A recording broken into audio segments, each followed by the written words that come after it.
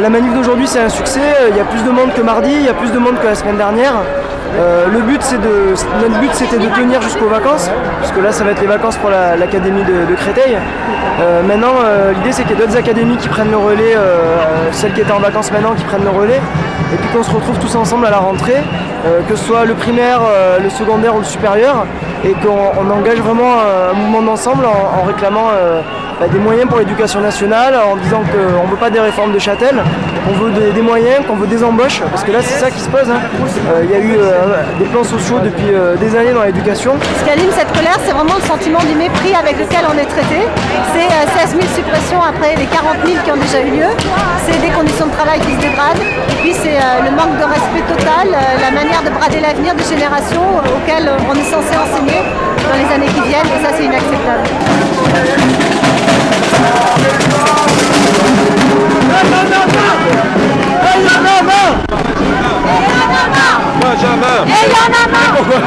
Ce qu'il faut rappeler, c'est que concrètement, ça veut dire pour les jeunes qui seront scolarisés, ça voudra dire plus d'élèves dans chaque classe, ça voudra dire une diminution du nombre d'options, de possibilités qui pouvaient avoir d'ouverture et de formations différentes.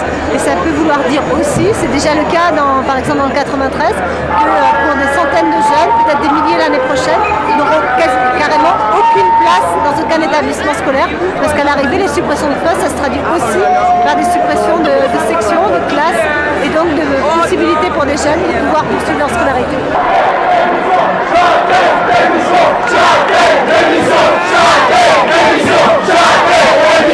La réaction de Châtel avec ses états généraux de la violence, c'est un peu de la poudre aux yeux, parce que le problème, c'est pas la violence c'est une des conséquences, mais le problème c'est les suppressions de postes depuis des années dans l'éducation. C'est un véritable plan social. Quand on ferme des postes dans des usines de produits dangereux par exemple, dans des usines techniques, forcément au bout d'un moment ça fait des accidents. Quand on enlève des profs, au bout d'un moment ça fait de la violence, c'est un peu la même chose, quoi.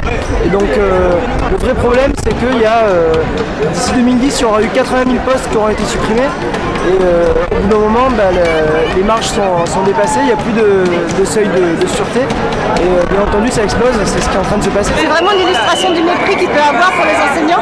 Considérer qu'un jeune soit blessé, que la violence monte dans les établissements, c'est uniquement la responsabilité des profs. C'est que les profs, quelque part, ne savent pas tenir leur classe, ne font pas leur boulot correctement.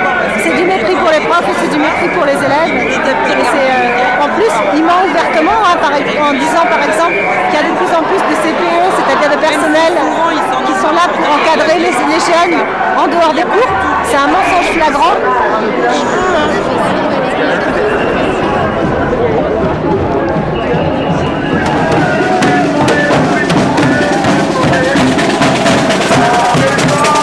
En fait, on se demande si ils sont pas en train d'essayer de décourager toute une génération de profs de rester dans l'éducation nationale.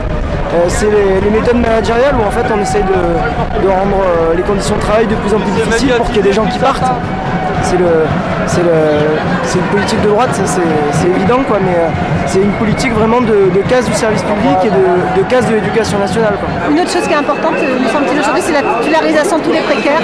Parce qu'aujourd'hui, on a beaucoup de collègues qui sont précaires. On veut la réussite de la masterisation parce que ça va vouloir dire, avec le recrutement des enseignants au niveau du master, ça va vouloir dire beaucoup de contractuels et de moins en moins de profs titulaires. Parce que la masterisation, ça va être une vaste fumisterie qui va faire que beaucoup de jeunes qui vont avoir le concours ne seront pas forcément titularisés, pèteront leur boulot ou lâcheront l'affaire et arrêteront, et donc ils seront remplacés par des contractuels, voire des précaires, des vacataires, et ça c'est pas question.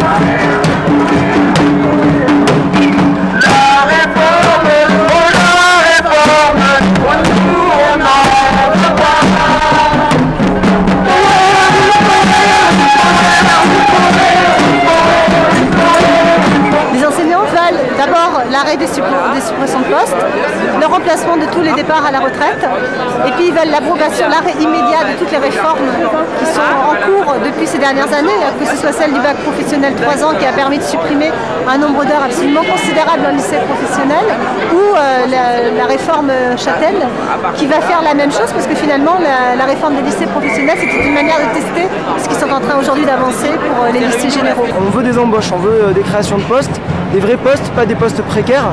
Et on espère que la journée du 12 mars, qui est un appel à la grève intersyndicale, ce sera une étape dans ce tous ensemble et qu'on réussira à faire flancher le gouvernement sur cette question d'éducation qui est quand même quelque chose qui concerne tout le monde, pas seulement les profs, pas seulement les élèves, mais l'ensemble de la population.